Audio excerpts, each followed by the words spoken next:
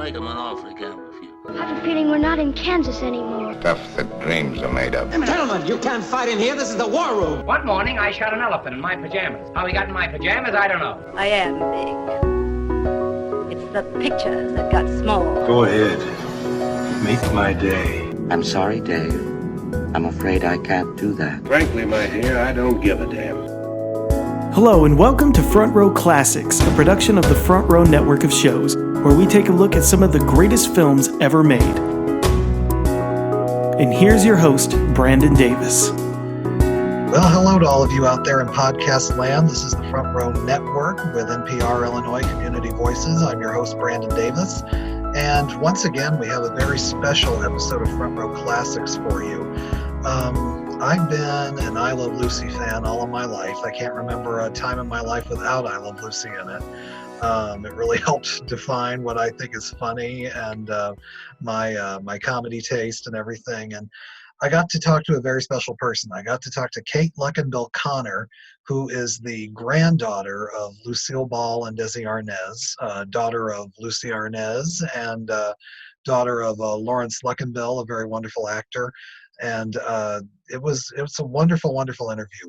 We talk about a social media platform that she and her mom helped create last year, the Lucy Legacy, which really just wants to spread positivity and keep Lucy Legacy alive throughout, the new generations, and to make sure that this 70-year show stays relevant in our minds and our hearts. And we have a very, very fun conversation. We talk about everything from the projects that she and her mom have been working on to what her grandparents were like, their stories. We talk about a little bit of I Love Lucy, certainly. Just a lot of things are covered in this interview. It's a lot of fun, and I hope you enjoy it. So we will start the episode. And I am here with Kate Luckenbill Conner here on NPR Illinois Community Voices with my Front Row Classics show. Kate, welcome to the podcast. Hi, thank you, Brandon. Thank you so much for having me. I'm happy to be here. No problem at all. How are you all dealing with everything that's going on right now?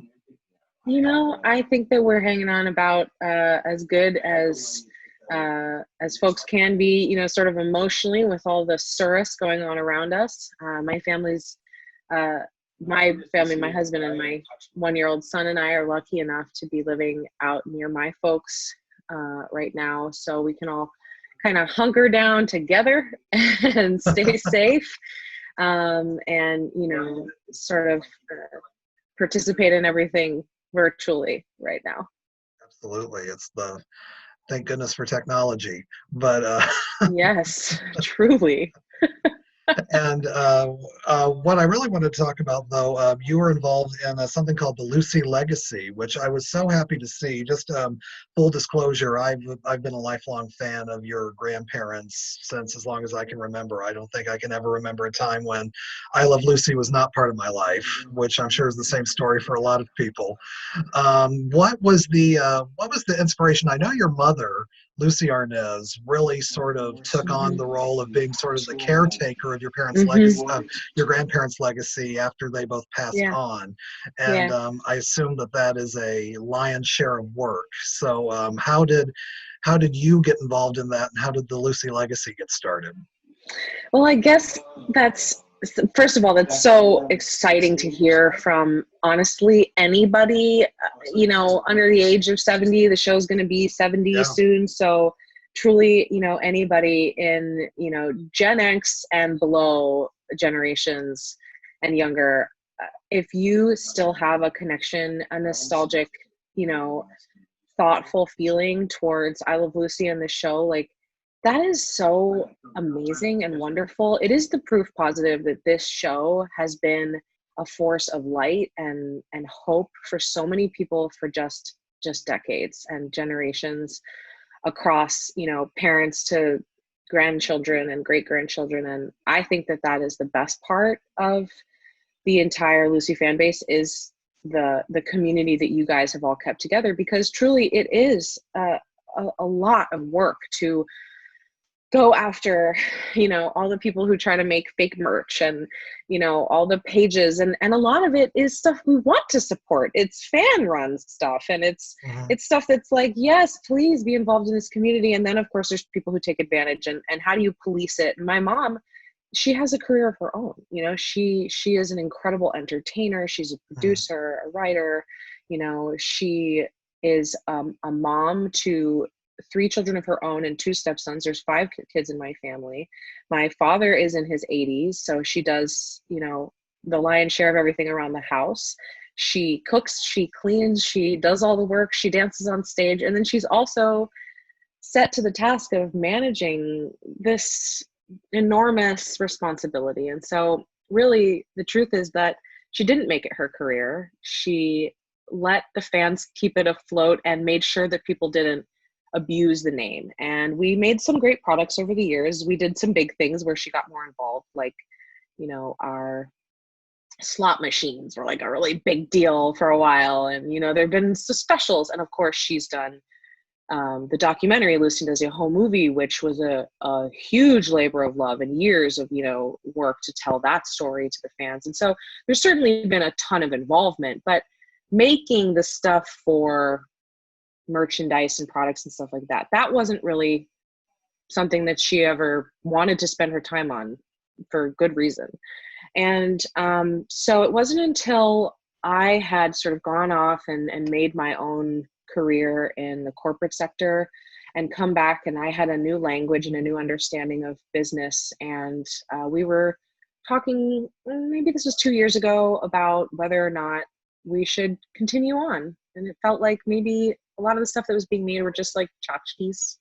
Yeah. And maybe it wasn't really representing anything anymore. And what did that mean? And I said, essentially, hold on, what's the brand strategy? And she was like, I don't even know what that means, And so we were like, let's answer that question together. And then she was like, well, I'm telling you, Kate, I mean, if I were to really do it, I'm going to do it big. I'd be making Lucy Land. I'd be making a theme park, and I was like, okay, let's make theme park our stretch goal and just do everything else until we get to theme park. Yeah. And so we just started hitting the ground running together as a team, my mom and I, and we work really well together. She's a boomer, I'm a millennial. So we fit a lot of the gaps in the market together, and we can sort of see into those different generational needs and from different angles. And she's also like my best friend, so we work really well together. And we kicked it off. We have a whole new relationship with CBS now, which is fantastic. Right. And we're on our way now to creating a whole bunch more products and experiences for our fans that will actually bring some real value to their lives. That's amazing, because I got to tell you, I'm 33, and part of this millennial generation, and it did my heart good when I saw it pop up on my Facebook and Instagram feeds, because I feel like, as a member of the Nick at Night generation growing up when it was on all the time, yeah, I feel like it has less of a presence now in rerun land when you're flipping through the channels, and I've been a little hesitant the last few years. I'm like, is it not having the same impact that it used to have? And I'm so grateful to be able to see it come back and to see the enormous response you all have gotten, because it's still, it is, especially in the times we're living in now, I can't think of another piece of pop culture that is a greater source of light. That's why I started the Lucy Legacy. And it was really an experiment. It was a social experiment. We had no internet presence at all when I came on the scene to help out my mom. And I was like, okay, well, we have a Facebook page that's an I Love Lucy Facebook page, and we have a Lucille Ball Facebook page. And the I Love Lucy Facebook page is, run by the team at CBS who own the show. And it's for trivia fans. It serves its purpose, but it doesn't really tap into what I've seen fans want to talk about, which is the family. They want to talk about what's real. They want to talk about the impact. They want to talk about the historical, perseverance that my grandparents had in creating what they did. And so I just thought, okay, well, we need to have something on Instagram then. Let's just start there. And we created the Lucy Legacy to essentially encompass everything that falls under the umbrella that is Lucy.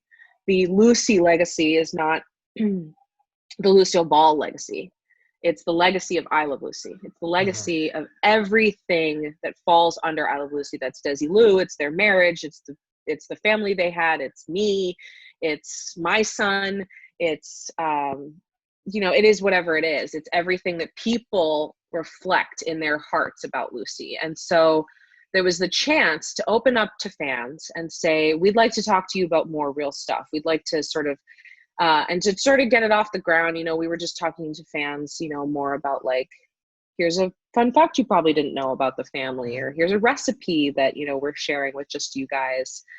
And now it's becoming an even greater communication tool. And I think we have almost 15,000 followers now, which to me is insane because it's just me and our sort of chief do-it-all officer, Elizabeth Edwards, in our office, who's been working with our family in this business for 25 years, has written a bunch of books on the subject. She and I doing content and posting photos every week, and we have 15,000 followers. And so, on some spectrums, that's not very many people at all. But for our little beta experiment of, will the fans find us? It's working. The fans are finding us without any marketing. We're not going out there and telling people we're there. We're just saying, hey, fans, we're the only page run by the family.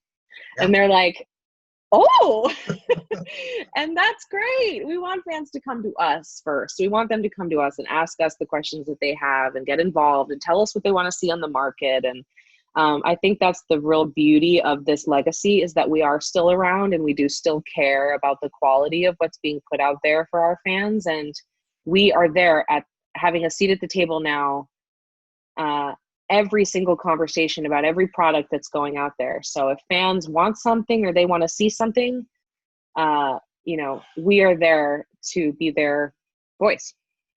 And that's what I have always loved about whenever something Lucy related is shown either on TV or whatever. You can tell that there is a family personal connection to it. There's other things I see of your grandparents' generation, other stars, and you can tell that it's done corporately and very, it doesn't have that personal touch. But everything Lucy always seems to have that personal touch, and I, as a fan, have always appreciated that. Yeah. It's really important to us that they get the details right. I think a lot of people want to use their story for different reasons, and their story is really specific, and it's important to be told accurately. I think that this is an interesting conversation for a lot of people, especially with what's going on right now, because people want to tell my grandfather's story as an immigrant who came to this country with no merit, to speak of. He strummed his guitar. He didn't speak English. He'd be turned away today. He'd be in a detention center. Like, let's be real. And like, he created the 3-camera technique. So like, you never know who's coming in. You know what I mean? Like, you just never know what they have in their heart to provide us. And he, even though that was his story, he was forced out of Cuba by insane revolution.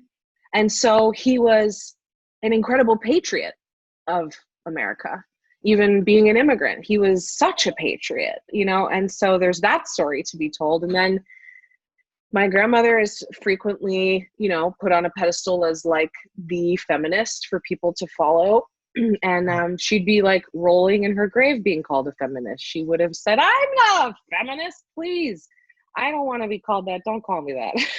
And, and it would be like, no, what you should do is stop worrying about calling yourself a feminist and instead just persevere.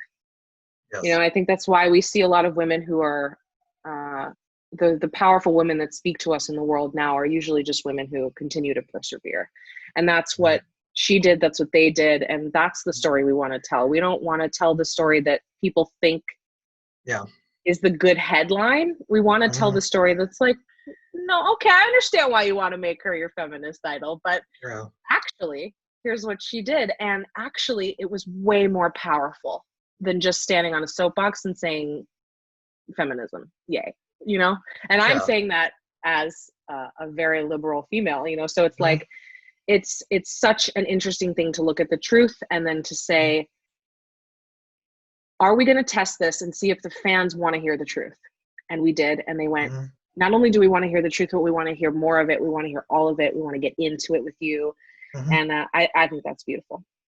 Do you find that, and I think you've already mentioned it, but do you ever find that people try and put the pioneer label on both of those when hearing from what I've gotten over the years, it seems like everything that they did was out of necessity, wanting to be together, wanting to have a baby, and yet here they are, you know, the first interracial couple on TV, the first one, you know, the first pregnancy, and so I'm sure that was a little heavy even in their lifetimes to be called pioneers when truly they were doing what they wanted to do. It's the greatest lesson for us all to learn, that if you can get clear about who you are and what you want in this world, and you know that what you want is good and is right and is not going to harm anybody else, and you go for that, you will get it. And you might end up changing other people's lives positively in the process, because that light will create more light. And so that's what they did. They just continued to say, well, I would like it to be this way because I want to have a happy marriage. I want to be with my husband more often. So I'm going to make that happen. Well, you know, I am pregnant, so I guess I'm just going to keep working. It wasn't like I'm going to get pregnant so I can say something about pregnancy on TV. It was like, I am pregnant, so it's going to be on TV. And that's great. That's how it should be. You know, we should be dealing with the trials and tribulations of life together and without shame. Absolutely. What's always fascinated me about your grandmother is she'd been a professional in the business for decades, and she became a superstar at 40, which nowadays, if you're 40, your career, well, it was back then too, but your career's over. And here she worked steadily in TV for a quarter of a century after that. I mean, just isn't that, I often try to remind myself of that at 35 when I'm thinking about my own goals and the things that I've accomplished. And I think, okay, wait, but my grandmother was 40 when she started I Love Lucy. So it really doesn't, you know, it doesn't matter what your age is. If you are continuing to go for the goal that you personally are trying to achieve in your life, you know, then you'll get there when it's the right time for you. I mean, if somebody had told her when she was 20 that she would have to wait until she was 40, but if she waited, she would be the most famous woman in the whole world. Right. She would have said, "You're freaking crazy, man." But that's not what happened. So you know, you never know. You just don't know. And she wasn't somebody who got bogged down in the worrying what would be. She always worried about what could go wrong. I think that helped her persevere more. I think it helped her push ahead because she knew. My grandfather was the same way. And maybe that's the lesson also that they leave with people, is that at any time, ruin can occur. We're all learning that right now, right? At any time, you could just say, turn it all off. And my grandfather, if you read his book, he tells the story of having to leave his home in Cuba. And it is one of the most heart-wrenching stories to hear. Literally leaving their home, they're setting it on fire while they're inside of it, and they're leaving with the clothes on their back and one photograph. And years later, my grandmother asked my great-grandmother, my grandfather's mother, you know, what do you take? And she just said, the photographs. Lucy, you take all the photographs. Everything else can be replaced. And that will forever sit with me, because that's the only thing that really matters. And when you think about the fact that, I saw this funny meme the other day that was like, the pandemic has taught us that like America's economy shuts down when over-indebted people stop buying useless stuff. It's like, oh my God, that's so this is such dark humor, but is it true? Because like none of us are buying that stuff anymore, and we're all just sort of focusing on like being at home and being with our friends and online and being with family, and like it's been, you know, kind of interesting to see how that perspective shifts. And I think when you shift your perspective to the fact that you could lose it all and what's really important, you start to get clear on how to move forward in your life, and then you move forward in such a positive way. I think that's a legacy that they probably did leave us. And did I hear what was your grandfather's father? Was he the mayor of Santiago, or were they? Yes. That's yes. what so he really had to start over. And his father was the mayor, and that's why they burned down his house. Wow. But also his uncle was the chief of police. Wow.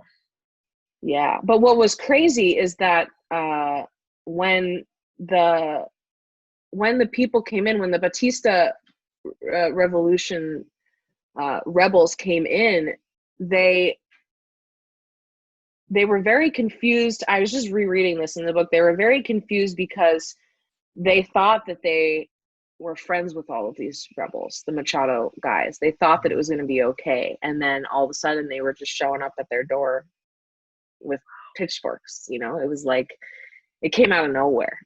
It's wild. He really was the great American story. I think, you know, he really absolutely had to start over, and he from riches, to rags, and back to riches again. Wow.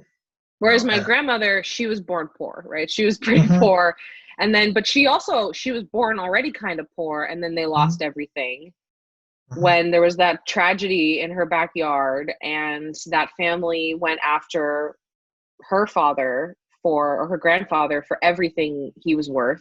So they lost the house, and she had to go live by herself for years with some other family. She had to be separated from her mom, Dee Dee. And so my grandparents did not have an easy go of it. They weren't, you know, trying to do anything in particular except achieve these goals that they had made for themselves, and not harm anybody in the process. And I think that, you know, if you follow that, that worked out for them.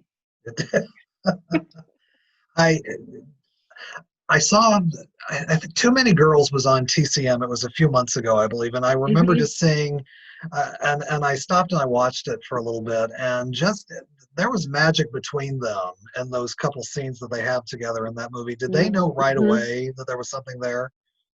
Oh yeah. I think it was before they even started filming. It was, I'm trying to remember the timeline. I'm pretty sure that, can't remember if he saw her once before they were on set or not, and of course I should know that, but I don't. And I'm always fascinated by how much more fans know about my grandparents than me. But yeah, it was instant. It was a chemical romance from the very beginning. I mean, I think that the more that I've learned about my grandparents, their ancestry and their history, I don't believe in fate, but I do believe in destiny. And I think that it was their destiny to find each other, and that they did. They were lucky enough to find the person that was going to help them go, because they couldn't do it alone. Both of them were sort of like, like I've got this thing, and people kept saying that Dizzy Arnaz, he's got this thing. I don't know, it's just a thing. And she was like getting all these parts and all this work, but never the big thing, never the big thing, never the big thing. And then they got together, and it was like, so that to me seems like destiny. It's like, you know, when you look back at the history of their families coming to this country, it's really fascinating. It's a fascinating lineage of their two families sort of traipsing across the planet. So yeah, it just seems like lightning in a bottle. Just their meeting, and then the way I Love Lucy came together. And what I love about the Lucy legacy is, of course, you spotlight the two of them, but you spotlight everybody else. You spotlight Vivian Vance and William Frawley and everybody, because it seems like everybody was a perfect piece to that puzzle. If one piece had been different, who knows what might have happened? But it was like everything just came together. Yeah, yeah. I mean, I think that that's a great business lesson from them is hiring the right people, getting the right team in place is so critically important. You know, making sure that you've got the right people who align with, your idea, your concept, your creativity, but also with your, your morality. I mean, my grandfather was a very kind human being. He believed that everybody should be treated with respect and that nobody should ever be made fun of. He didn't believe in blue humor. I don't believe in putting people down. I don't believe in seeing jokes out there that are, making fun of one person, making one person laugh at the expense of another. I never thought that that was okay. And I think it's because I was raised on I Love Lucy. I was raised on, that is funny. That's the funniest thing that's ever been written. Changed my mind. Right. and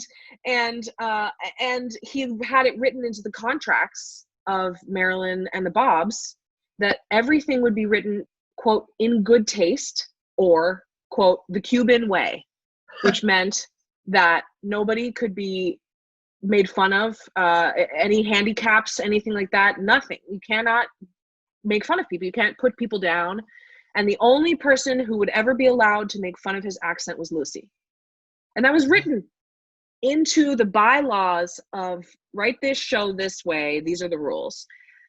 And, I don't know how many other bylaws of writing teams have that written in, but I'm pretty sure it's what made the show as funny and famous as it is today, because there is no scandal, there is no meanness, there's no negativity, there's only love and like hearty laughter that comes from an association with this show.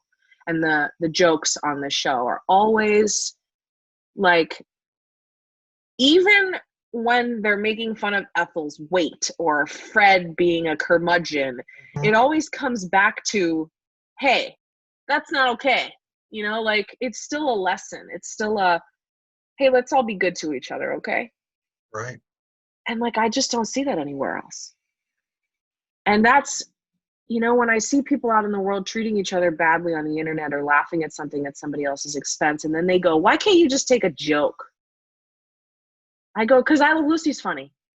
It's the funniest thing I've ever seen. That's why I can't take this joke, because I know there are other jokes that could be told that would be funny, that would not be mean. And I Love Lucy is the proof. I Love Lucy is the proof. And so people can always use that as an example when they get in these crazy arguments out in the world and say, how do I get through to this person? Just go, hey, you like I Love Lucy? Well, guess what? They were never mean. Not once. True. Yeah. How do you think your grandparents would have reacted to the age of social media had they been around? Oh, God, that's a good question. I think my grandmother would have thought it was a lot of pomp and circumstance, and my grandfather would have been like really into sending people hilarious memes. Because he was just a jokester, That's great. He was like always in a good mood. He was like a silly guy. My grandmother was way more serious. So I think she would have been like, I don't know about all that. And he would have been like, Lucy, have you seen this hilarious meme? Did she Look, it's a cat with a towel on his head.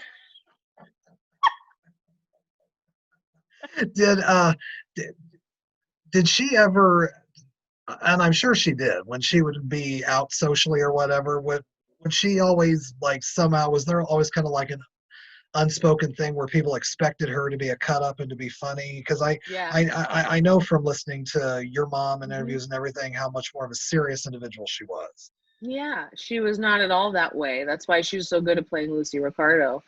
I think that, my mom's told this story. People know this probably, especially fans, but my grandmother's childhood was really hard and her career was hard until it was harder. Because, putting I Love Lucy together while having her first child and then her second child, not exactly, a cakewalk. And her release was to play Lucy Ricardo and to be that clown. I think that's why it was such a wonderful thing for her, why she was so good at it, why she could completely escape into that person, because in reality, she was very pragmatic. I mean, she wasn't mean. Some people might describe her as mean. I think her exact behavior on a man would never be seen as mean or crisp. It would just be seen as powerful and strong and kind of distant. She was a guarded person because she went through a lot. She went through a lot, and she was always kind of nervous, that there was going to be more pain. She was nervous about getting hurt. So I think that's something we all understand more now. I think people can talk about that more now. She would have been able to talk about her pain in today's society. She would have been able to talk about how hard it was to be a working mom, to not be able to be there for her children, that all she wanted was to be a mom for the longest time. She just wanted to be a mom, and she tried for 10 years to be a mom. And all that time she was also trying to be successful in her career. And in the same year, she became a mom and became the most famous person in the world.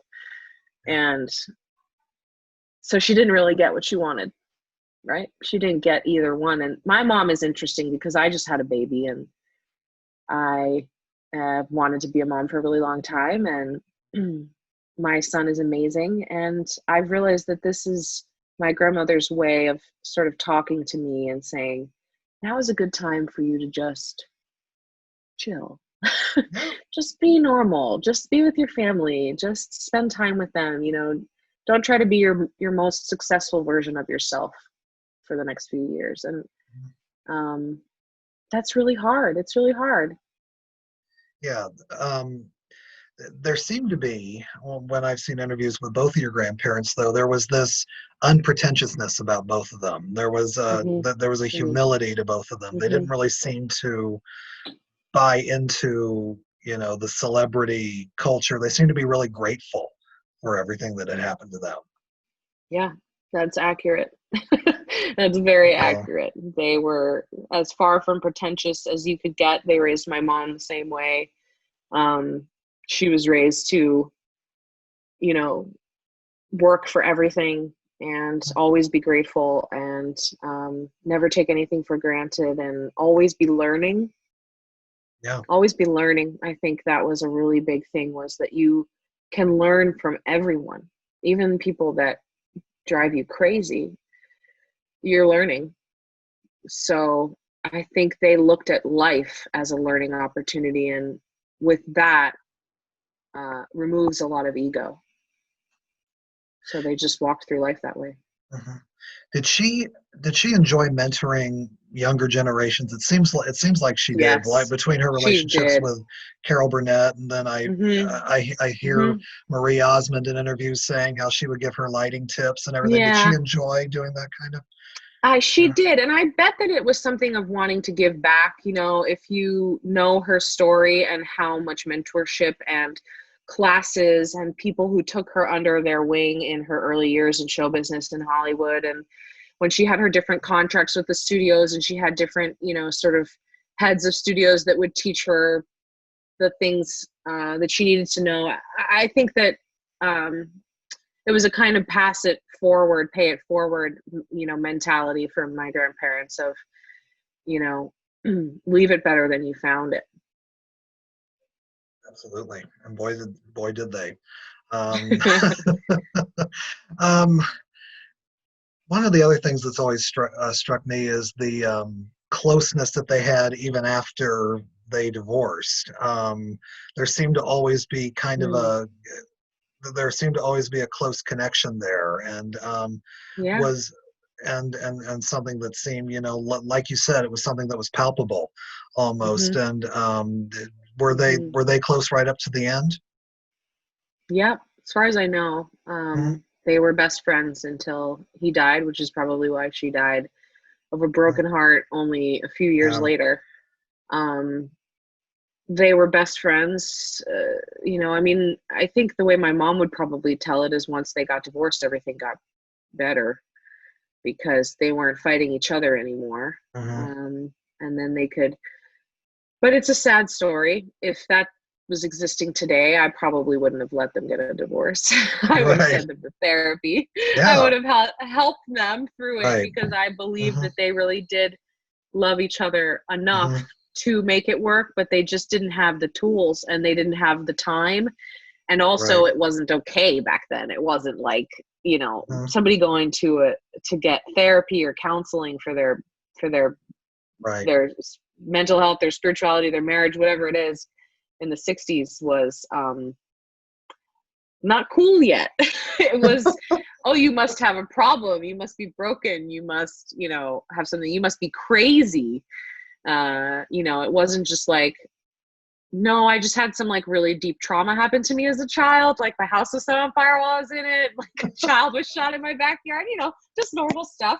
And like, I need to talk about it. Like we can do that today. So I know that they would have still been married because my parents are very similar to the two of them. My parents are an incredible force of nature, the two of them. It was definitely destiny for my parents to meet and to be married. And they have done the opposite. They have continued to try and get through the trials and tribulations that marriage brings. And they just celebrated their 40th anniversary. Yeah. And they're both in show business. So there's only one other couple that's been together that long, is Goldie and Kurt. Right. And I think my parents passed Goldie and Kurt. I think Goldie's for only like 30 years.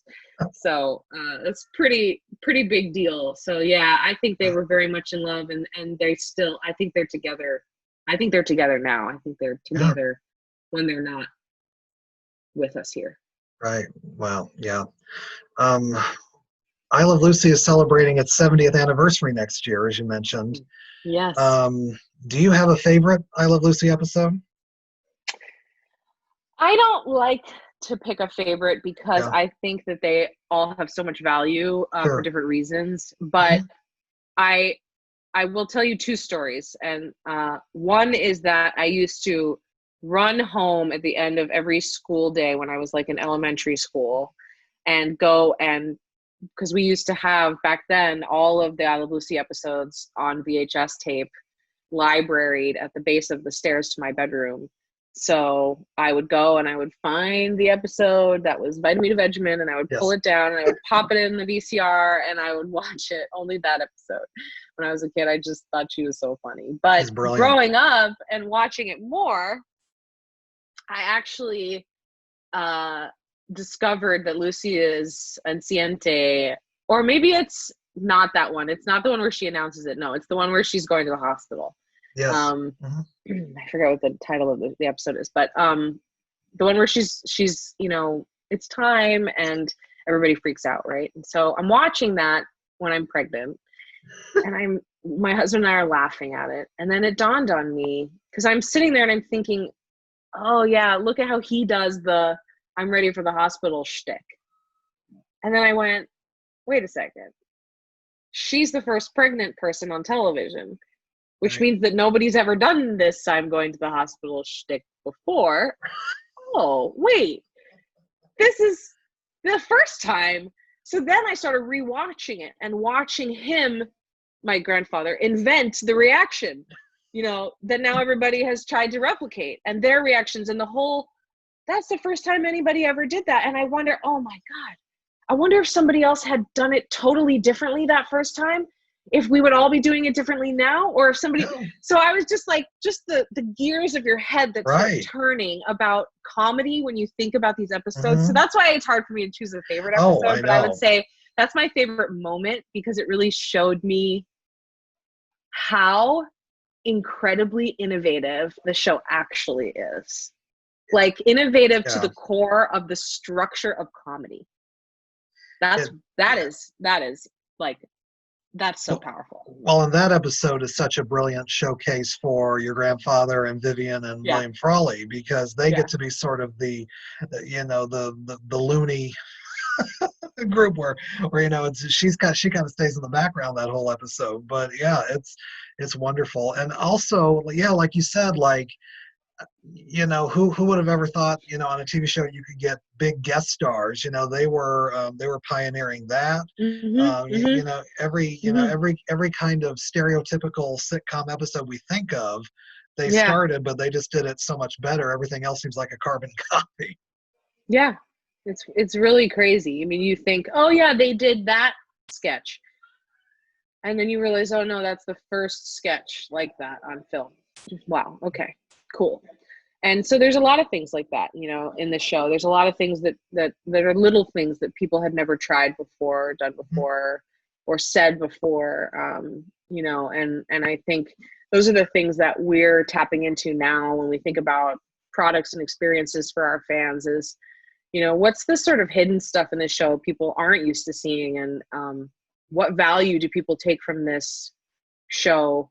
I know that right now a lot of the value people are taking from it is just the release of comedy, that people need to laugh right now. It's really dark and people need some laughter, and the show provides that at no cost. So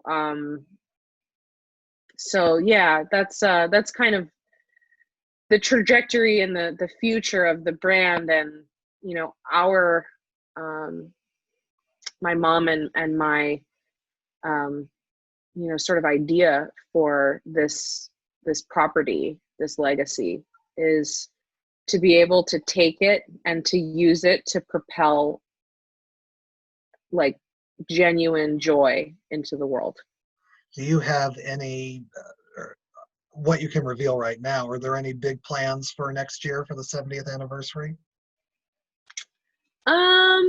Well, we have a lot of stuff in the works right now. I mean, there's just going to be a whole slew of really interesting products coming out, and potentially also some in-person experience type stuff that I can't talk about yet, but will be like sort of fans will be able to start experiencing what I feel like will be more of a consistent, you know, sort of stream of things coming out.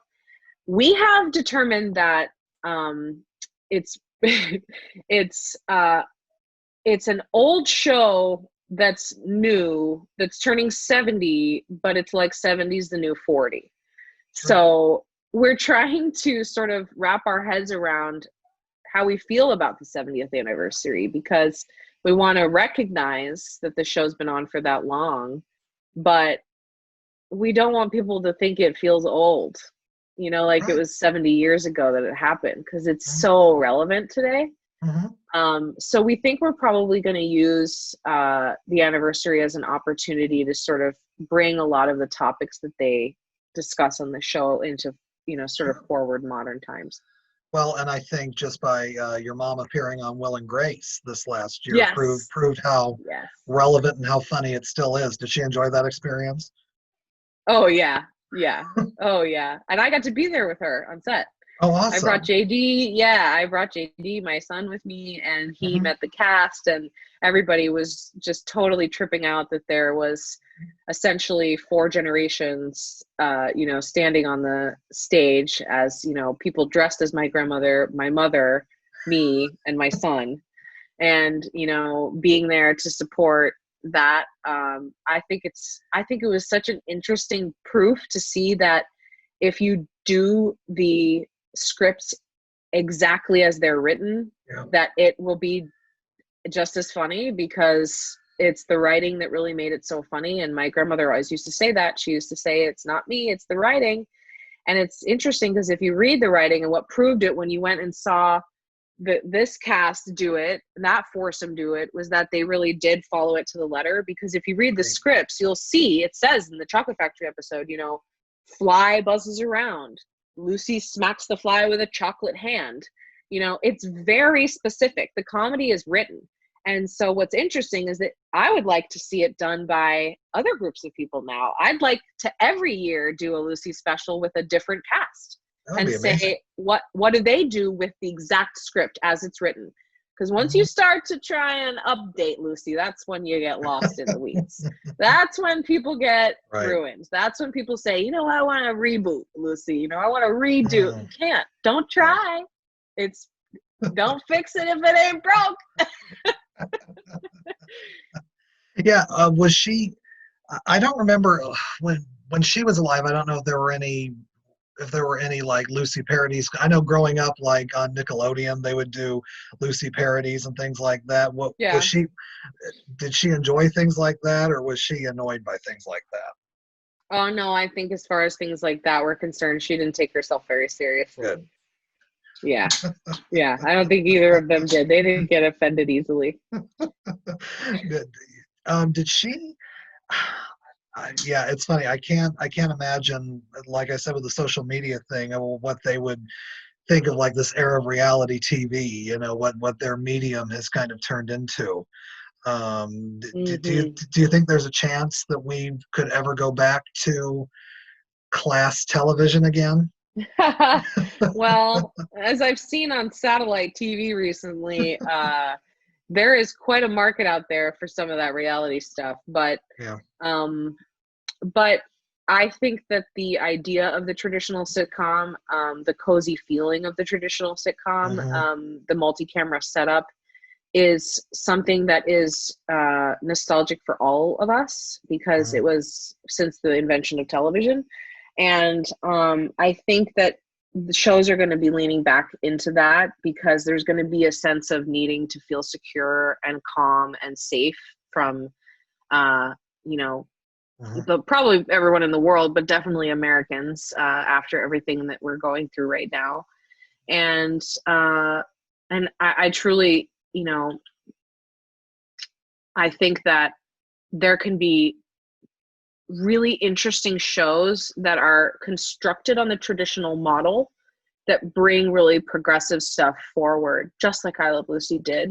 Right. That could be the next, barrier destroyer. Absolutely. As we because that nostalgic feeling, you know what I mean? It makes people feel safe, and then they want to accept what they're watching. Nobody ever questioned that he was Cuban. Nobody ever questioned when she got pregnant. Nobody got offended by it, right? They made everybody feel really safe. Yeah, and that's what the medium of television always seems to do best. That they make you feel comfortable. Movies, movies are kind of a much bigger, concept. A TV or people that you're comfortable having in your living room. And they pioneered that as well. Yeah. Jeez, what didn't they do? God, I need to get to work. So as we get close to wrapping up here, though, are there any current projects or current products that have been released through the Lucy Legacy? Just as COVID was hitting, unfortunately, we launched a really exciting fashion line that was our first fashion line, which was a big goal of my grandmother's. She really wanted there to be a line of clothes inspired by her out in the world when she died, and this was always something that my mom had in mind. And a couple of years ago, the line boutique Unique Vintage, we went into a partnership with them, and they came up with an incredible line of Lucy inspired vintage replica clothing. They have a boutique in Burbank, California, but all their stuff is online, and they have an entire line of Lucy stuff. There's a few really great Ricky shirts in there and some really, really cute accessories. It's a really great line, but it's sort of like they did really well in their market when it launched, but nobody really knew about it because the news was all COVID. It launched like March 17th. Like it was just it was like March 20th, it's like really sad. And, but they did great, and it looks beautiful. The website looks beautiful. A lot of people, were buying it up, but just nobody was really talking about it. Sure. Wow. And, and then a couple weeks ago on, I think the 25th of June, we launched our first cosmetic line with Besame Cosmetics, which is an incredible Los Angeles-based vintage line. They work with the studios, and they are the line that creates all of the true vintage replicas of makeup that they use in movies and on the sets and things like that. Their quality is like none other. All of their products are, super safe, really environmentally friendly, beautiful, beautiful makeup. And we've been working on this really exciting makeup line with them, this cosmetic line, Lucille Ball cosmetic line for, let's see, my mom and I kicked off the meeting with them at the Vegas licensing show in it was a month before I got pregnant. So it was 2018, and it just launched summer of 2018, and it just launched last month. So that has been amazing. And the entire line sold out in 24 hours. Oh, wow. cleared the shelves at the warehouse, broke the Shopify site. We were like, okay, so I guess you guys like it. So we should stay involved then in the products, because we were really involved in this one. You guys seem to really like it. And they loved it so much. We loved them so much that we went straight back and said, let's do it again. So, Wow. so we're talking to them now about trying to get more product out there to the fans, and can we do more? What else can we do? So just rest assured that there's stuff coming, and you guys want it. We're going to provide. So we're finally going live, desilu2.com. And that's going to be a really great place for fans to go, as well as the Lucy Legacy. But the Lucy Legacy on Instagram and desilu2.com, you are connecting and communicating directly with me, Elizabeth, or my mom. So if you have an idea, if you have a product, if you have a business and you want to collaborate, we're really approachable now, and we're really reachable, and we want fans to know that we're here to listen to them and to provide what they want to see. Awesome. I'll be looking out for that Lucy theme park. Yeah, it's coming someday, I tell you. It's going to be just like Dollywood, but Lucy Land. I'll be there, I promise. Kate, this has been wonderful. Thank you so much for absolutely talking to me. And just just again, as a personal note, your grandparents have meant so much to me in my life and have brought so much joy. It's been amazing just to get to talk to you about them. And I'd love for you to come on again at some point and talk about whatever's going on. Anytime, Brandon. Absolutely, it was a pleasure. I'm Awesome. so glad people like you are out there. Keep on keeping on. Spread the good word. No problem. Thank you so much, Kate. Man, it was fun talking to her, and hopefully we can get her on again. I'm constantly struck by the story of these two people, of Lucille Ball and Desi Arnaz, and how they met, how their two very different lives converged and created one of the greatest creations, I think, in the history of pop culture. Something that's still funny today, still relevant, and hopefully it can stay relevant and funny even into the next century. And I'm so grateful that she came on, and hope you enjoyed it too. And we got tons of great content coming for you. I hope you all enjoyed our interview with Patricia Ward Kelly, the widow of Gene Kelly. That's available right now for you to enjoy. We also covered the 45th anniversary of Jaws. Myself, Eric, and Ryan had a very fun and lively conversation. And next month, we're going to continue our sort of summer movie series by tackling the road pictures. We're going to talk about the Road to Morocco with Bing Crosby and Bob Hope, which was a famous series of movies in the 40s and 50s. We're going to talk about Road to Morocco, which is considered the best of that group. So a lot of fun conversations to have there. So once again, thank you so much for listening to this very special episode of Front Row Classics. I'm your host, Brandon Davis, and we will see you in the front row.